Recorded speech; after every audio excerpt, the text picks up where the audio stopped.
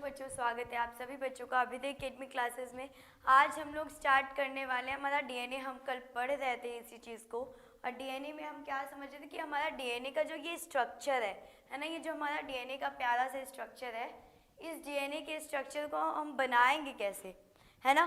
तो हमने इसमें पढ़ा था, कल मैंने बताया था कि आपका जो न्यूक्लियोटाइड चेन है वो बनाओगे तो ही, सबसे पहले डीएनए के स्ट्रक्चर को बनाने के लिए हमें एक टाइप का, एक तरफ का चेन बनाना पड़ेगा। और ये कौन सी चेन कहलाती है? न्यूक्लियोटाइड चेन होती है ना। कौन सी चेन होती है? न्यूक्लियोटाइड चेन होती है। और न्यूक्लियोटाइड चेन में बेटा क्या होता है कि भाई इसमें तीन चीज़ें होती हैं, शुगर, नाइट्रोजन बेस और तीसरा फॉस्फोरिक एसिड।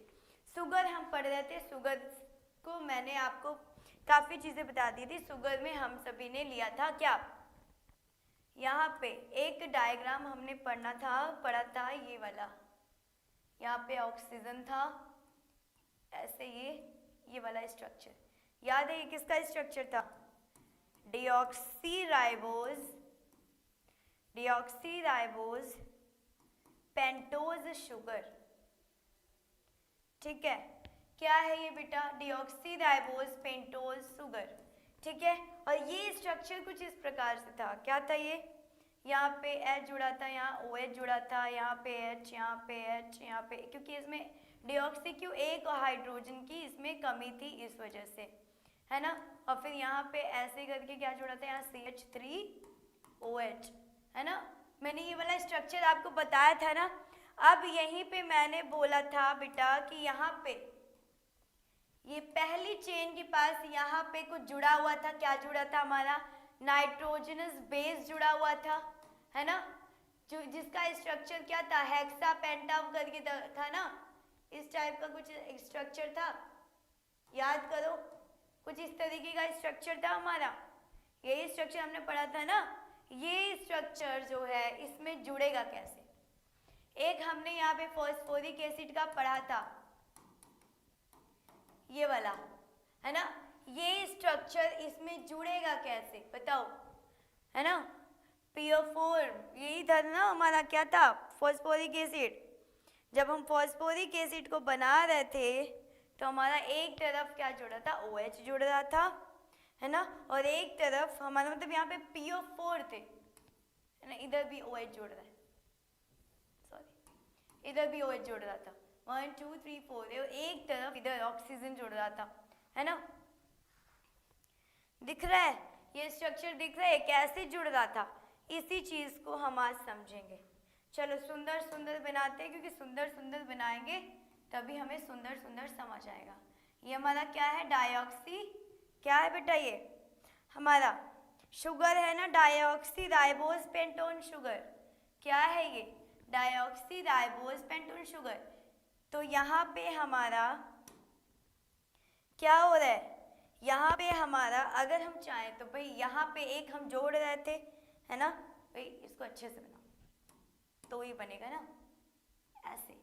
ये था, यहाँ हमारा H था, यहाँ OH, यहाँ पे H, यहाँ पे O, यहाँ पे भी H, यहाँ पे H, इधर OH, है ना, और इधर क्या था? HCH3 CH2OH।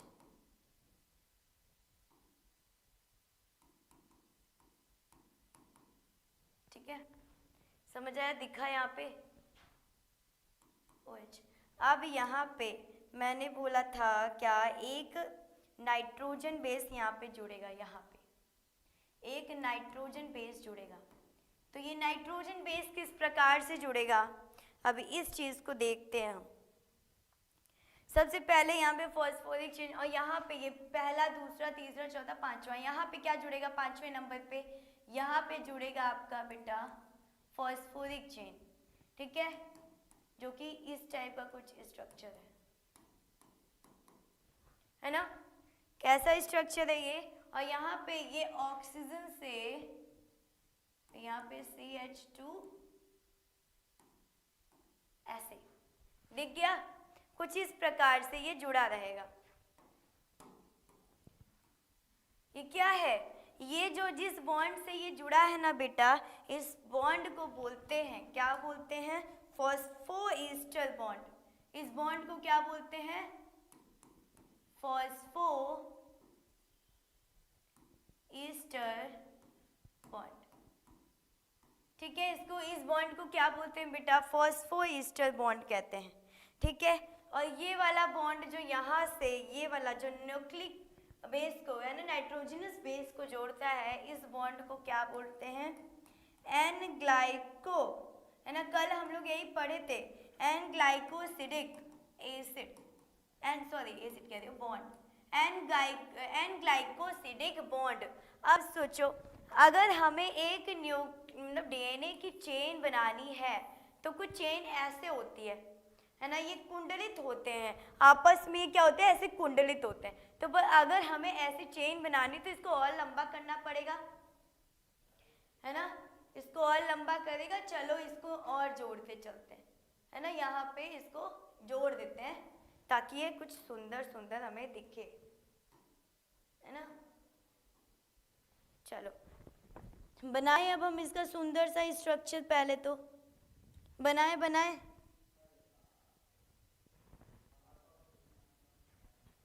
चलो अगर हम इसका स्ट्रक्चर बेटा बनाते हैं तो यहाँ पे ना नाइट्रोजनस है, तो भाई यहाँ पे ये जो जगह होती है ऐसी है ना, तो यहाँ पे एक H हो जाएगा। कितने H बेटा? एक H हो जाएगा। और ये जो है यहाँ पे एक और जो बॉन्ड है, यहाँ पे हमारा नाइट्रोजनस वाला मॉलिक्यूल जुड़ जाएगा इस बॉन्ड पे, है ना, यहाँ दूसरे कलर से, इस बॉन्ड से दिख रहा है, यहाँ से दूसरा वाला बॉन्ड हमारा प्यारा सा जुड़ जाएगा, जो कि क्या होगा? कैसा बॉन्ड होगा ये?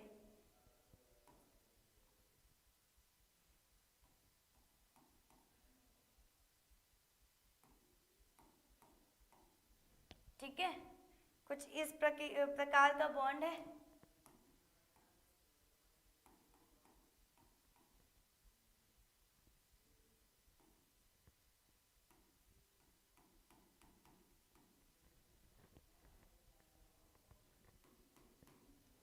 ठीक, हाँ, दैट्स फाइन।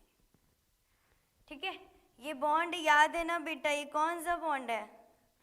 इसको हम बोलेंगे आपका न्यूक्लियोटाइड एडिनोसिन 5' फॉस्फोरिक एसिड। अगर हम इसका नाम बोलेंगे तो भाई इसका नाम तो भाई, अब इसको आगे आगे हम इसको जोड़ेंगे ना, इसके आगे हम अगर इसको जोड़ेंगे, अगर हम इसके आगे इसको जोड़ते चले भाई, इसकी अलग से यही पूरी चेन और बनती जाएगी, तो ही तो ये एक डीएनए का निर्माण करेगा ना, ऐसे ऐसे करके कुंडलित, यही तो है।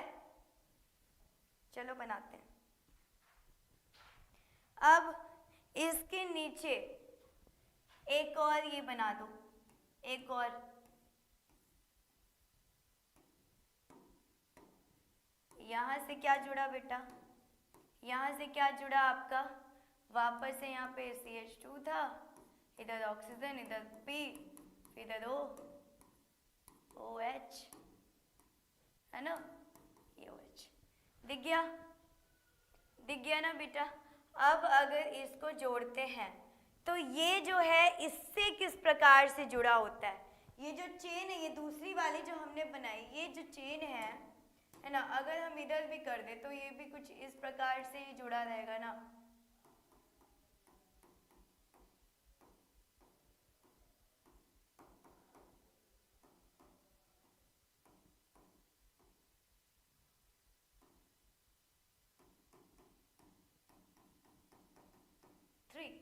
अब ये इस प्रकार से इसमें कैसे जुड़ा रहेगा बताओ, है ना? ये जो है आपसे इससे कैसे जुड़ा रहेगा? यहाँ पे एक बॉन्ड बनाता है, ये यहाँ पे एक बॉन्ड बनाएगा, यहाँ पे, ठीक है, यहाँ पे एक बॉन्ड बनाएगा, जिस बॉन्ड को बोलते हैं, क्या बोलते हैं? Phosphodiester bond.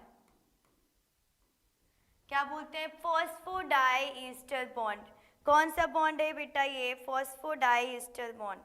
और इसी तरह ये और ऐसे नीचे जुड़ता चला जाएगा, इस कलर से बनाते हैं।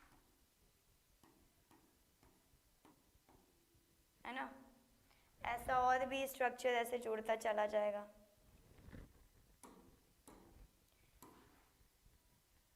क्या है यहाँ पे फिर से ऐसे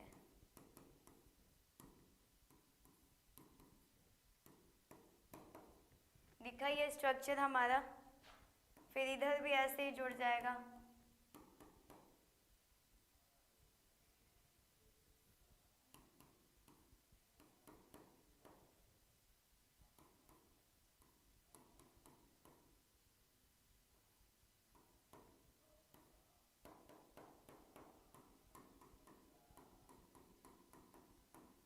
दिखा ये कुछ इस तरीके से दूर दूर, यहाँ पे भी यही बॉन्ड यहाँ पे बनाएगा, ठीक है।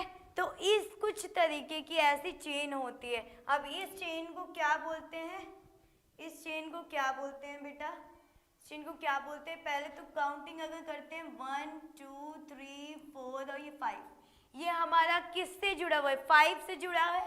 तो ये 5 डैश से लेकर के अभी हमारा क्या है 1 2 3 4 5, कहाँ है लास्ट में हमारे 3 आया ना, 3 डैश तक की होती है।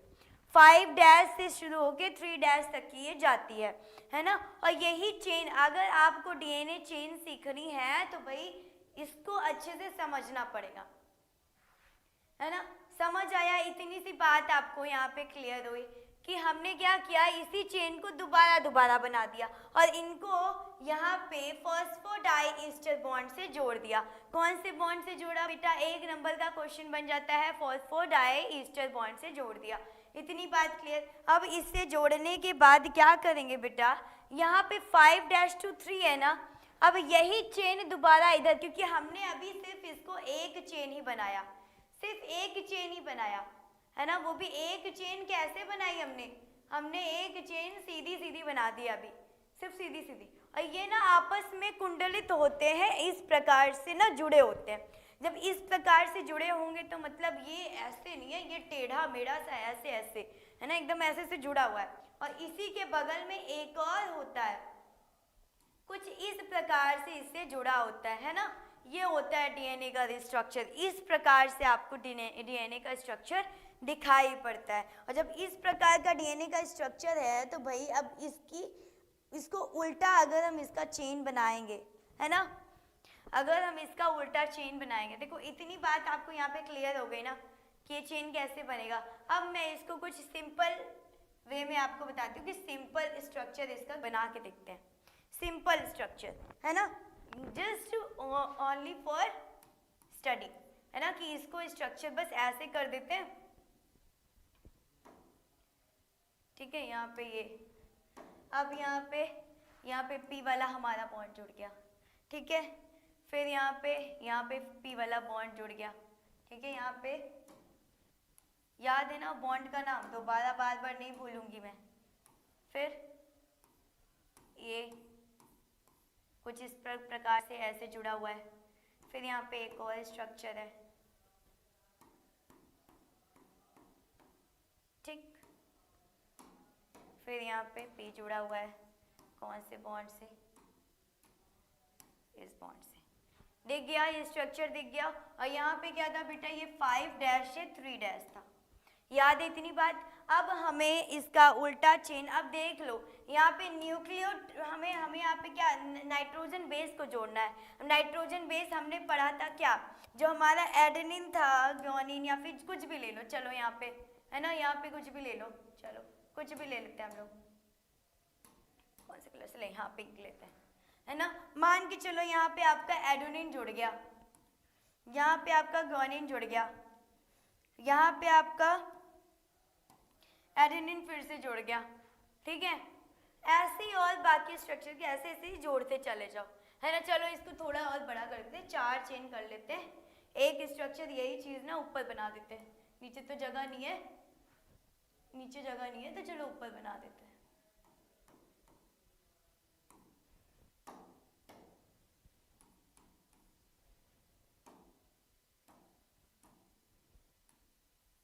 ये से किस प्रकार से जुड़ा है, इस प्रकार से, और इसका 5 डैश है, ठीक है। अब हमने जैसे कि मैंने यहाँ पे क्या जोड़ा, यहाँ पे एडेनिन जोड़ दिया, यहाँ यहाँ पे ग्वानिन जोड़ दिया, यहाँ पे आपका जोड़ दिया एडेनिन, यहाँ पे वापस से जोड़ दिया साइटोसिन। ठीक है, ये चीजें हमने जोड़ दी। अब देखो जो दूसरी चेन बनेगी हमारी इसकी उल्टा बनेगी, वो किसकी बनेगी? 3 डैश से लेके 5 डैश तक की। ठीक है, 3 डैश से 5 डैश तक की, मतलब कि हमारी जो ये चेन होगी इधर जाएगी, है ना, उल्टी हो जाएगी। अब उल्टी हम कैसे बनाएंगे? यहाँ पे ये देखना, यहाँ पे मैं लिख देती हूँ, हमारी डीएनए की जो चेन होती है 5 डैश से 3 डैश होती है प्रति समांतर वाली, है ना, किसी पहली वाली है ना प्रति समांतर, और जो दूसरी होती है वो 3 डैश से 5 डैश होती है। इतनी बात यहाँ पे क्लियर। अब चलो हम बनाते हैं यहाँ पे हमारा दूसरा वाला बनाएंगे इसके आगे, तो ही हम इसको कर पाएंगे। अब क्या होगा, यहाँ पे जो है ये इसको उल्टा बनाएंगे, कुछ इस प्रकार से अब ये स्ट्रक्चर बनेगा हमारा। तो हमारा जो इस साइड है ना, वहाँ पे क्या जुड़ जाएगा? यहाँ पे तो पी जुड़ेगा। और एक बात आपको याद है, हमारा जो ये वाला था वो किससे जुड़ा था? इससे, है ना। तो थोड़ा और ऊपर इसको बनाओ, चलो।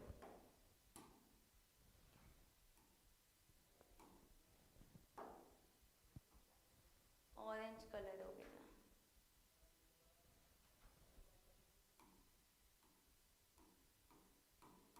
ठीक, अब इससे ये किस बॉन्ड से जुड़ेगा? इससे किस बॉन्ड से जुड़ेगा? इससे तो पता है भाई, ये वाला पी से जुड़ेगा फॉस्फोरस। यहाँ पे नाइट्रोजन बेस कौन सा होगा? मैंने कल बताया था, एडेनिन के साथ हमेशा थायमिन जुड़ेगा। यहाँ पे कौन सा नाइट्रोजन बेस? वो भी कैसे? डबल बॉन्ड के साथ। कैसे बॉन्ड के साथ बेटा? डबल बॉन्ड के साथ। अब चलो इसके नीचे अगर हम और ऐसे चेन्स बनाते हैं,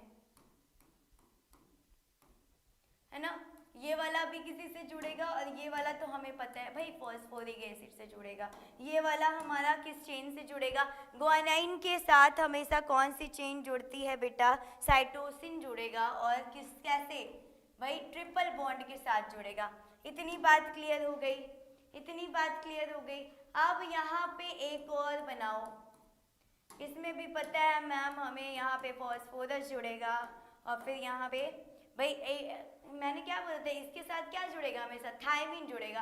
तो ये वो भी डबल बॉन्ड के साथ जुड़ गया, बन गया। अब इसके आगे, है ना, इसके आगे ये कैसे जुड़ रहे हैं भाई? इसके आगे क्या हो रहा है? इसके आगे क्या हो रहा है? और चेन्स ऐसे बना दो, चलो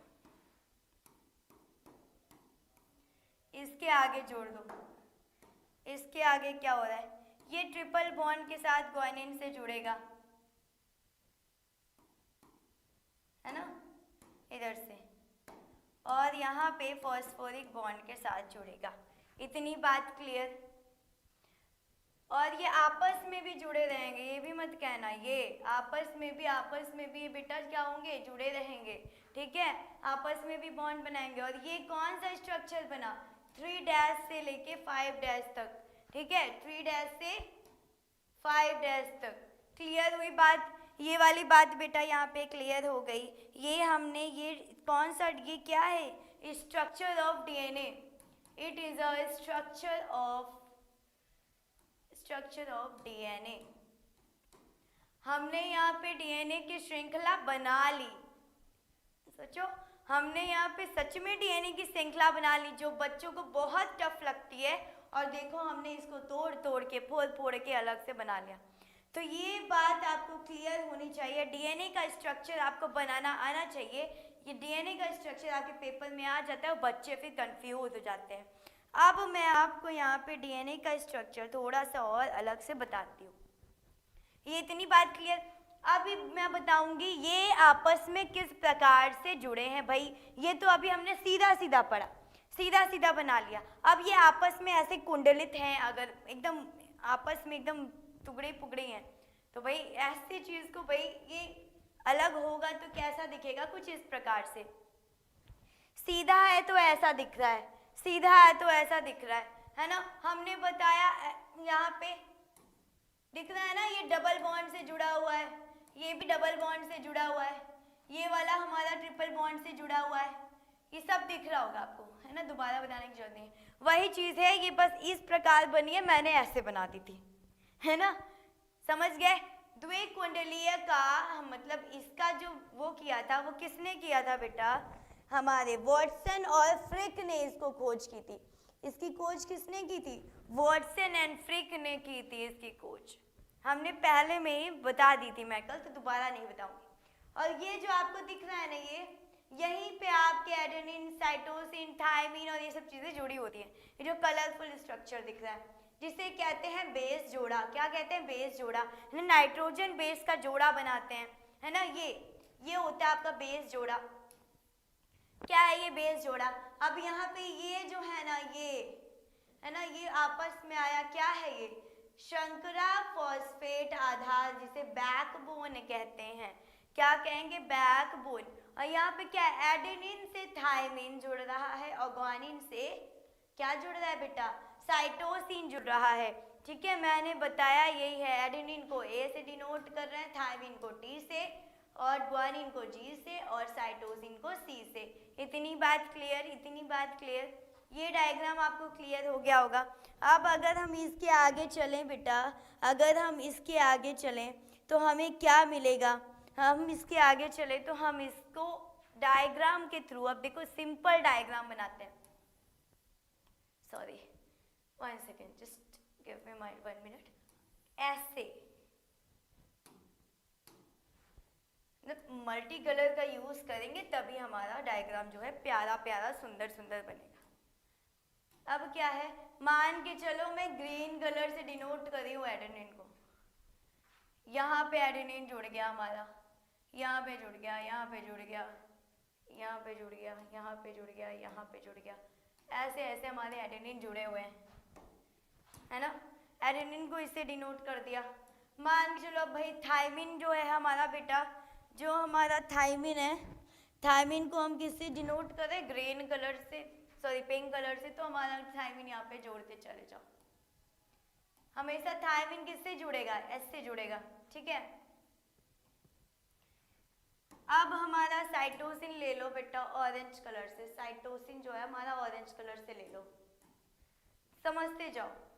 यहाँ साइटोसिन कर दो, यहाँ कर दो, यहाँ कर दो, यहाँ कर दो, बस बना रही हूँ मैं, है ना। और हमारा साइटोसिन हो गया। फिर लास्ट वाला जी वाला, इसको भी ले लेते हैं। क्यों छोड़ें भाई हम तुमको, कैसे छोड़ दें? इस कलर से। अब इसको भी जोड़ दीजिए। हाँ, ये कुछ हमको कुछ समझ आ रहा है? हमारा ये डीएनए का स्ट्रक्चर बना। और ये जो ये वाली लाइन है ना, मैंने पहले ही बोला था 5 डैश से लेके 3 डैश तक होगी। और ये जो हमारी दूसरे कलर से लाइन बनी हुई है, ये वाली, ये कौन सी होगी? ये 3 डैश से 5 डैश होगी। समझ गए? इतनी बात क्लियर? 3 डैश से 5 डैश होगी। इतनी बात क्लियर? अब बेटा, अब इसका व्यास भी तो पता करें कि भाई व्यास क्या है इसका। अगर हम इसके व्यास की बात करें, किसके व्यास की मैम? हम यहाँ किसके व्यास की बात करेंगे, है ना। मतलब कि अगर हम ऐसे ले, इसके व्यास की बात करें कि कितनी दूर तक फैला है, तो इसका जो व्यास होगा बेटा 20 एंगस्ट्रॉम होगा।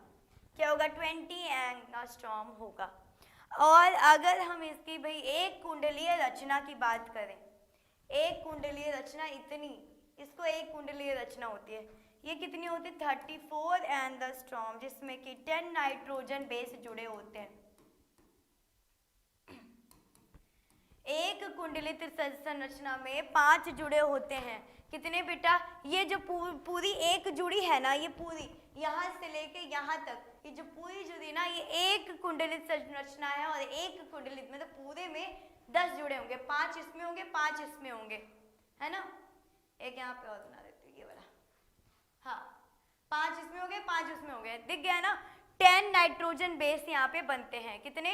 10 नाइट्रोजन बेस यहाँ पे बनते हैं। और बेटा इनके बीच में इनकी दूरी कितनी होती है ना? 2 नाइट्रोजन बेस की दूरी कितनी होती है बेटा? 4। यहाँ पे देखो कलर थोड़ा अलग चेंज करते हैं। कितनी दूरी होती है? 34 एंगस्ट्रॉम। 34 एंगस्ट्रॉम। ठीक है, इतनी बात क्लियर, हमें यहाँ तक बातें क्लियर हो गई। और ये तो याद है ना भाई, प्रतिसमांतर की क्रिया से क्या उन्होंने बताया था, एडेनिन हमेशा डबल बॉन्ड से जुड़ेगा थायमिन से, और जो हमारा ग्वानिन है वो हमेशा ट्रिपल बॉन्ड से जुड़ेगा साइटोसिन से। इतनी बात क्लियर है ना, ये बातें अगर आपको क्लियर है तो फिर भाई। और एक बात और, ये मैं बताई थी, ये हमारे सेल के अंदर कहाँ रहता है, कोशिका के अंदर, कोशिका के केंद्रक में होता है डीएनए। केंद्रक में क्या होता है बेटा, डीएनए। केंद्रक में डीएनए होता है। मान के चलो यहाँ पे हमारी ये कोशिका है, इस कोशिका के अंदर यहाँ पे हमारा केंद्रक है, इस केंद्रक के अंदर क्या होगा, हमारा डीएनए होगा। क्या होगा, इस कोशिका के अंदर हमारा क्या होगा बेटा, डीएनए होगा। फिर से बनाते हैं, कोशिका है हमारा, उसके अंदर हमारा क्या है, क्या है अंदर, न्यूक्लियस है यानी केंद्रक है, और इसी के अंदर हमारा डीएनए का स्ट्रक्चर ऐसे कुंडलित, मतलब सोचो ये कितने मीटर का होता है, 2 मीटर का होता है। मतलब सोचो ये 2 मीटर का न्यूक्लियस के अंदर होता है, मतलब सोचो कितनी, मतलब कैसे कुंडलित कैसे होगा इस छोटी सी चीज के अंदर, ये कैसे कैसे होगा, मतलब इमेजिन करो इस छोटी सी चीज में, न्यूक्लियस के अंदर ये जो है, ये जो डीएनए हमारा अंदर कैसे दुबक के ऐसे बैठा होगा, कैसे दुबक के बैठा होगा, वर्क कर रहा होगा। सोचो, कुछ तो बात है मैम, क्योंकि 2 मीटर लंबा है ना, जब 2 मीटर लंबा है तो मतलब समझो कितना लंबा होगा, मतलब ये बहुत ज़्यादा ही पतली देखा है ना। इसका व्यास तो हमने याद करना, पेपर में ना इसका व्यास पूछ लेता है, 1 नंबर में डीएनए का स्ट्रक्चर बनाओ, ये बनाओ, वो बनाओ, लिख के दिखाओ। तो इतनी बात क्लियर ना, हमारे कोशिका के केंद्रक के अंदर डीएनए पाया जाता है। कहाँ पाया जाता है, कोशिका के केंद्रक के अंदर।